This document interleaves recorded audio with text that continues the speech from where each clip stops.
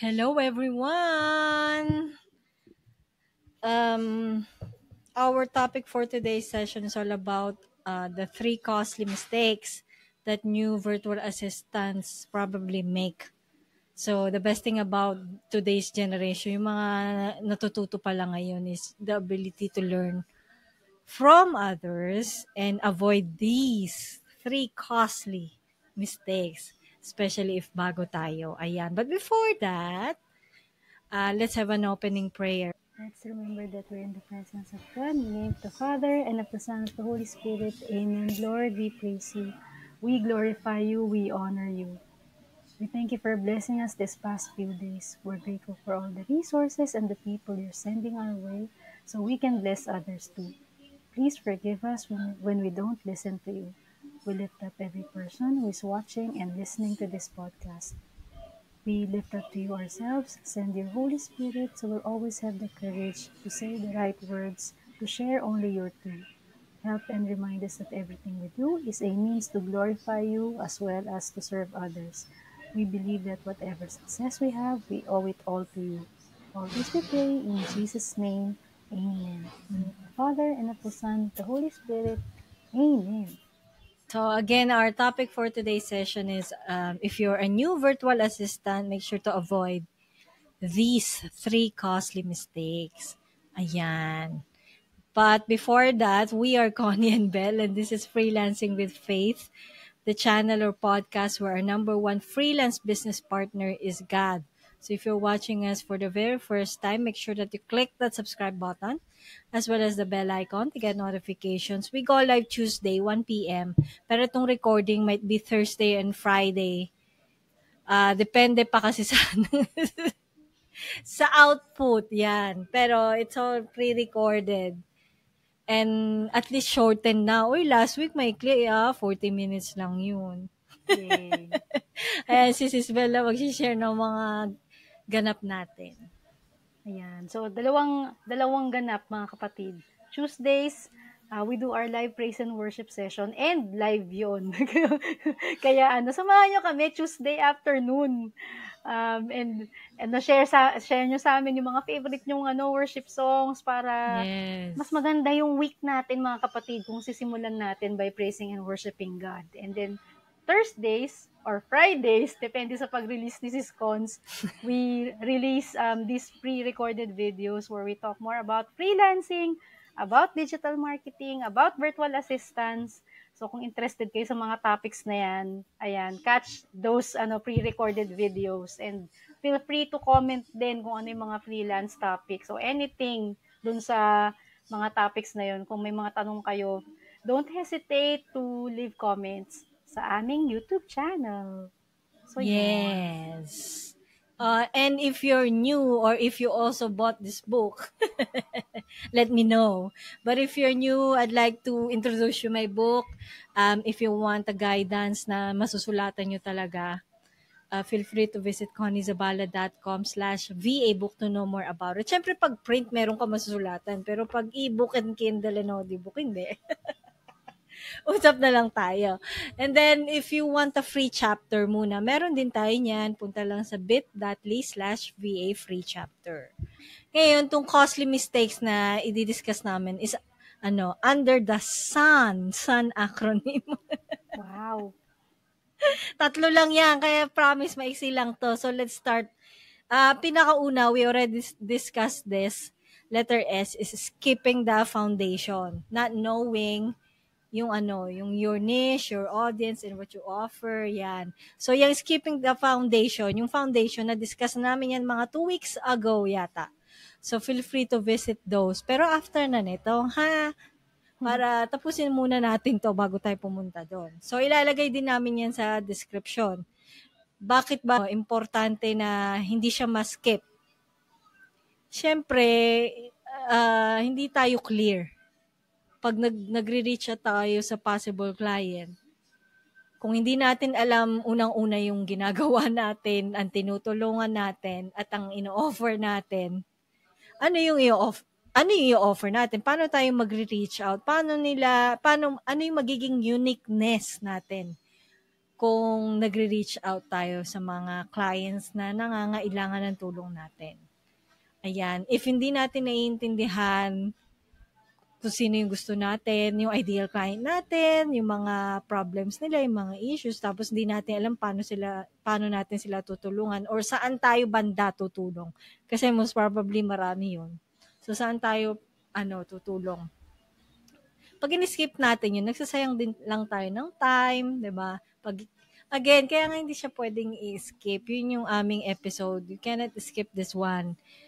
If you're starting to work online, wag lang mag-jump na maghanap ng client unless siguro na friend nyo biglang nanghingi ng tulong. Sige, okay lang to experience. Pero once na gusto nyong seryosohin tong pagbibuild ng online business as a VA or as a freelancer, kailangan din nating seryosohin na ma-build yung foundation. Diba?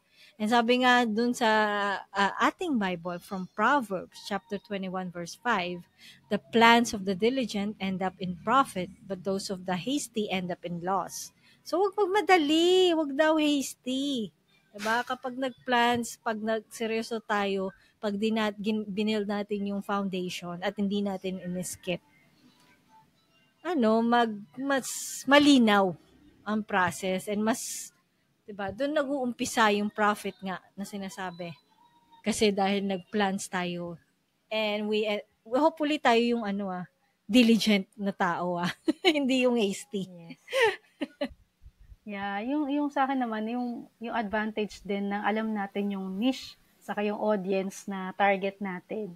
Mas makakapag-focus tayo sa isang set ng skills and magiging expert tayo in parang shorter period of time. Unlike dun sa lahat na lang kinikater natin. So wala tayong nade-develop talaga na ma-master na skill. So mas mahirap 'yun. Mas mahirap din mag-demand for a higher price, which is I think yun yung second point na i-discuss namin today. So yun lang, mas maganda na laser focus talaga dun sa niche and target audience. Yes. Kahit na, I think yun talaga, mahirap kasi pagpapalit-palit ka, hindi ka talaga magiging master talaga. Di ba? Parang si John, na kahit hindi naman niya talaga gusto yung email, kaso doon na siya nasanay. Stick na lang.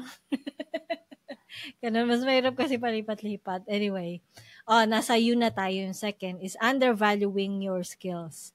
And this is about low pricing, tapos overwork naman, ganyan. Yung tipong $3 per hour. Diyos po, tama na yan. Yan $3 per hour, 10 years ago yan, pwede. Ngayon, hindi na. Kasi ang lagi nating katwiran dahil bago tayo. So, carry lang. Diba? Yung mga ganun. Bakit siya mistake? Kasi sa totoo lang, mas mura ang singil mo sa client. Mas ma-stress ka. Yun. So, mas generous si client, mas relax ka. Totoo yan, mga kapatid, hindi kami nagjo-joke dito. At hindi siya theoretical. We experience that. The more na mas mababa yung rate mo per hour, the more na daming demand ni client sa'yo. Pero the more na generous siya, mas may tiwala siya sa'yo. Kasi the client means business eh. Alam nila yun, they trust your skill. Kahit na wala ka pang experience, pag napatunayan mo naman na reliable ka, makikita nila yun eh. Wag tayong mag-rely. Kaya parang, siguro, kung gusto nyong alamin yung rate per skill, anuhin nyo lang as basis. Pero, wag tayong mag-focus sa skill. Kasi mas marami tayong i-offer kaysa dun lang. Kumbaga. Yep. Tapos sabi nga kay, from Luke, sa ating gospel from Luke, chapter 10 verse 7, the worker deserves his payment. Diba? Lahat naman tayo deserve ng ating payment dahil yun yung way natin to live. Kaya lang, again, let's price ourselves actually, ang ito ilang beses na rin namin yung sinasabi. It's not a question of how much should you ask eh. It's a question of ano ba yung livable mong rate. per hour. Ano yung minimum? Knowing your minimum. Kasi pag sinabi namin, $15 per hour dapat. Siyempre, ikaw parang yung mindset mo kasi, hindi, bago lang ako, ganyan. So, paano mo, mahahalata yun na parang di ka confident na $15 per hour. Diba? O kaya naman, basta maano yun magiging obvious. So, practice na agad. Know the minimum rate para kapag mas mababa siya dun sa minimum wala na, no na agad. Again, hindi mo dapat malaman yung mga rate ng iba Nasa sa'yo yun. Ano yung expenses mo? Ano yung, paano ka mabubuhay? Ganun. Magkano dapat? Diba meron tayong minimum sa Pilipinas. May minimum rate which is, actually for me, hindi livable yung minimum rate na yun. Hindi ko alam bakit, anong basihan nila doon. But anyway, since may control naman tayo on how much we ask, ano yung rate natin, then make sure na yung rate natin is yung galing sa atin, hindi kung ano yung dinidikta ng iba for us. Ayan. Yes. How about you? Yung isang angle naman, ito extra tip lang. As much as possible, kung alam nyo na kung gaano katagal nyo ginagawa yung isang task, kasi di ba, pag nagkaroon na kayo ng experience, more or less, mag-gauge nyo. Parang, itong task na to, magagawa ko to ng ganitong oras lang. Tapos agad yung social media, isang batch for the whole week.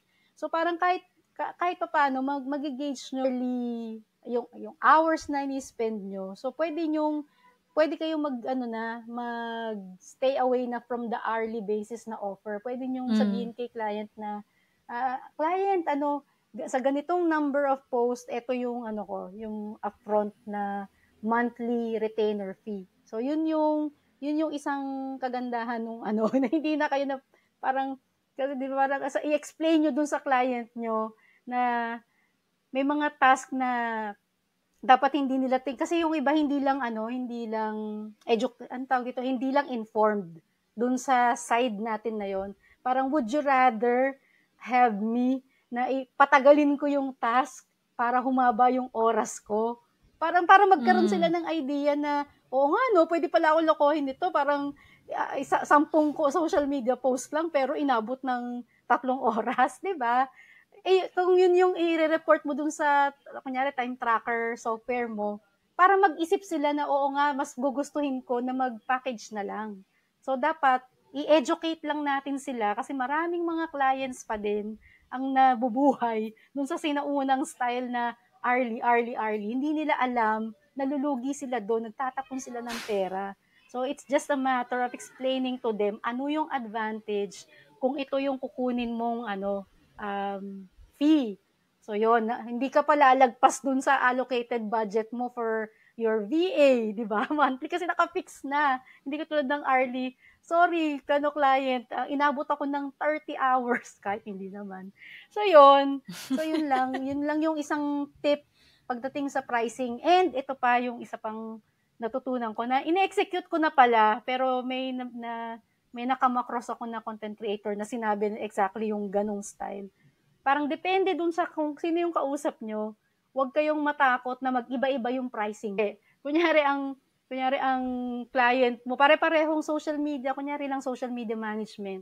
Tapos ang kausap mo, nagbebenta lang ng, kunyari, may cakes business lang siya. So, imagine mo kung home baker lang yon, yung tao na yon, hindi ka magde-demand ng sobrang malaking fee for your monthly retainer versus sa someone na established na yung business, na alam mo na every social media post magdadala sa kanya ng mas maraming customer. So, i-ratio nyo rin dun sa kung ano yung meron dun sa mga clients na yon. Hindi, wag kayong mag-stick dun sa, ang ganda nung sa example ni, panoorin yung kay Steven Bartlett, mga kapatid. Bartlett ba? Silent P yata yung apelido niya.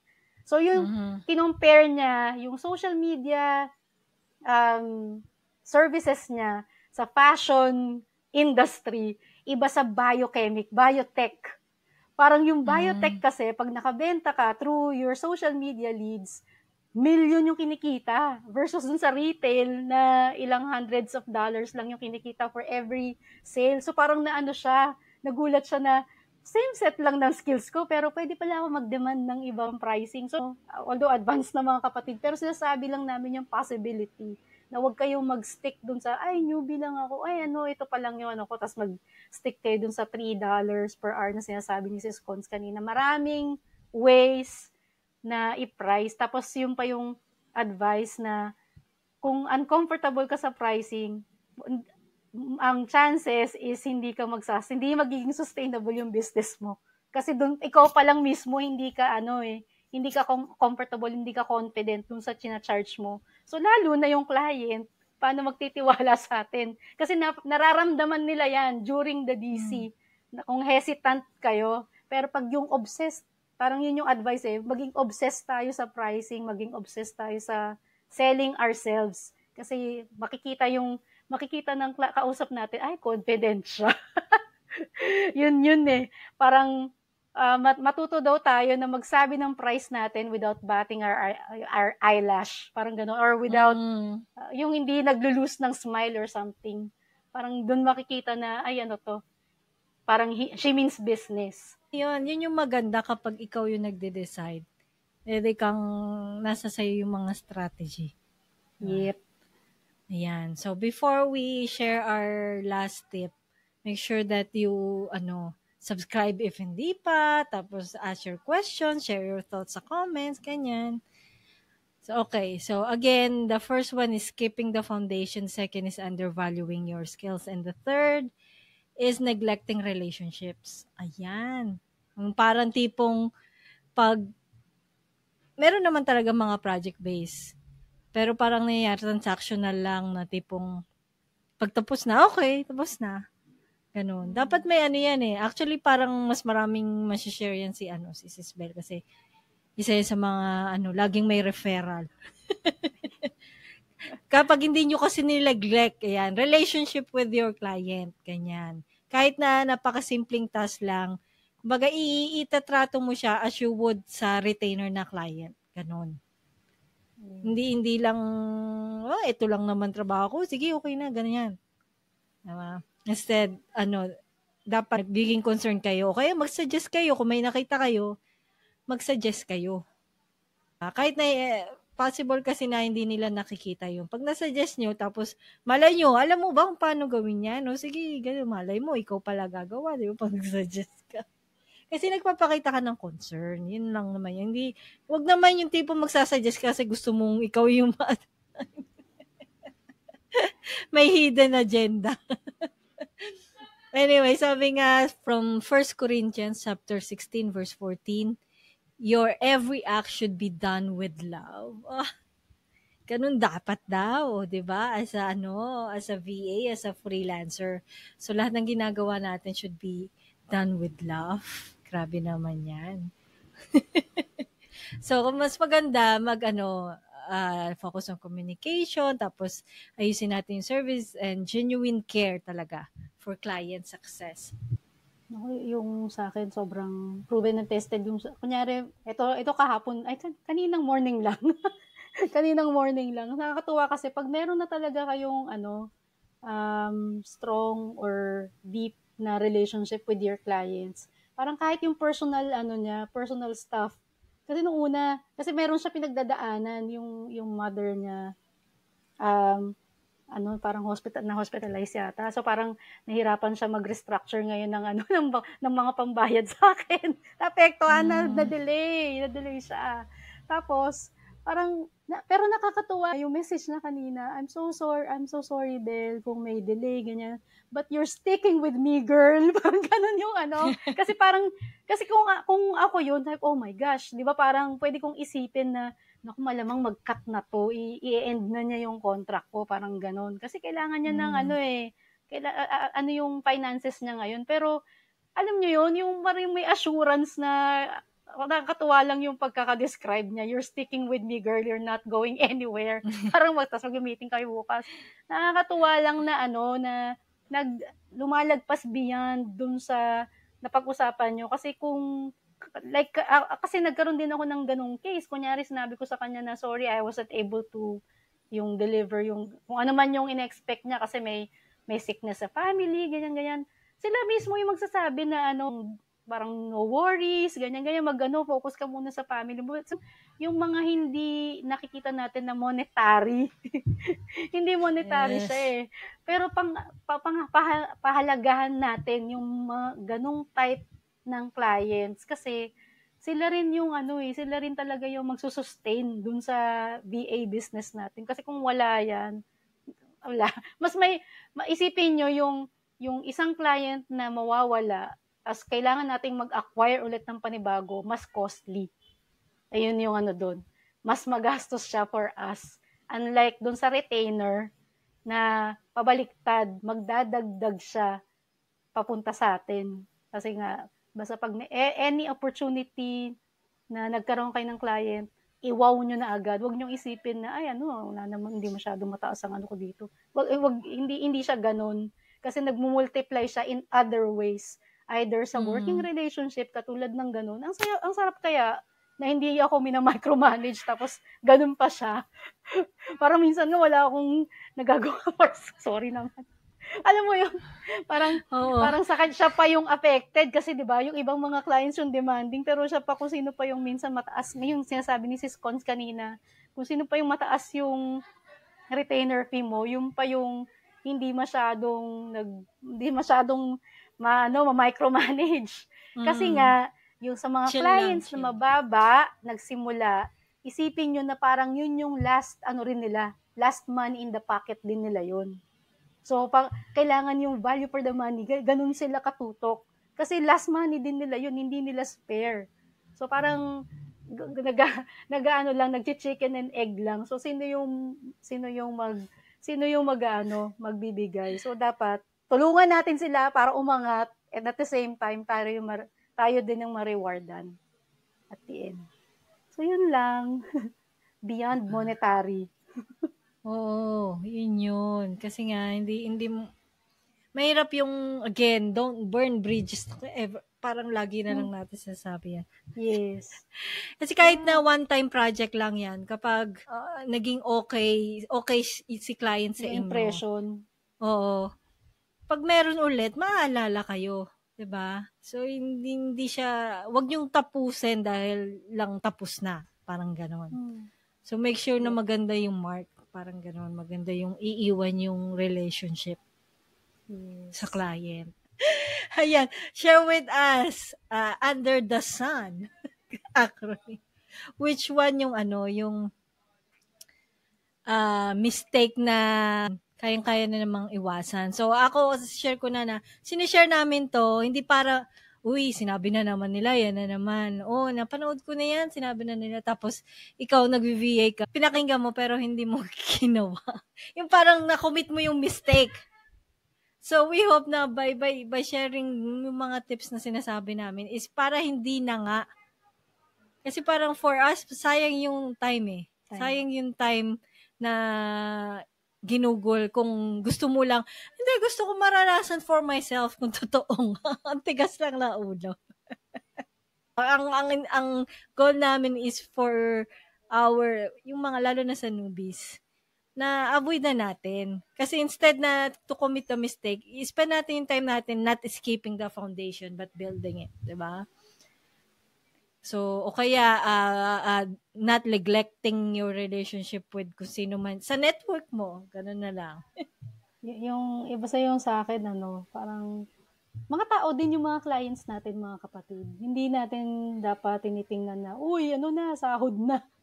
Ang nung word no? ATM. Sahod na. Parang tayo, ma-obsess tayo dun sa, paano pa natin, basta ganun na yung ko ngayon, yung mindset ko nga ngayon eh. Kasi di ba parang cash flow. Dati kasi hindi ko rin masyadong tinitingnan yung tungkol sa finances. Ngayon lang ako natututo paano paikutin yung mga, dapat hindi tayo nagsisettle. Yun, bottom line. Kailangan mag-isip tayo ng way para ma-retain yung mga clients, and at the same time, paano rin natin may increase yung worth natin? Paano natin may increase yung prices natin? At ano pa yung mga ibang ways to earn more na hindi pa natin na ma-maximize? At Ako, Diyos ko, lalo na ngayon na yung presence ng AI, sinasabi nga nila, ito yung statement mga kapatid. Dapat nga ngayon, wala na nagsasabi na hindi sila makapag-generate ng income eh. Alam mo yon? Ganon yung promise ngayon ng AI na anyone can have an asset daw na pwede mong ibenta. Hindi mo na kailangan, di ba dati, ay magbebenta ako ng course. Ano kayang course ang gagawin ko? Ay magbebenta ako ng mga e-book. Ano kayang e-book ang isusulat ko? Ngayon hindi na. Ganun kadali ngayon ang gumawa ng asset na pwede natin pagkakitaan at ibenta ng ready-made sa mga clients natin. So, think about it mga kapatid. Ito yung time na yon. We are living in the AI era na. Wala na daw karapatan na sabihin na wala kaming maisip na income generating. No. So again, don't forget to make a comment. Ask your questions, make a comment, share your thoughts. Tapos again, if you want some guidance on how to start your VA business, go ahead and visit kanizabala.com/VA book to know more about it. And if free chapter naman, just go to bit.ly/VA free chapter. So get in touch with us. And let's have a closing prayer. Let's remember that we are in the presence of God, in Him the Father, the Son, the Holy Spirit. Amen. Thank you, Lord, for another episode done successfully. Thank you for the opportunity to share our knowledge and experience. Thank you to all the people who support us in our mission. We lift up to you all our viewers, our listeners, our clients, the people we work with, and our loved ones. Bless us in all areas of our lives. Whatever petitions we pray for, we lift it all up to you, believing that whatever happens, you always have the best intentions for us. In the end, let your will be done for us. In Jesus' name, Amen. In the name of the Father, the Son, the Holy Spirit, Amen. So, yun lang. And if you haven't done so yet, subscribe na and click that bell. Yun. See you on Tuesday for the live session. Bye, everyone. God bless.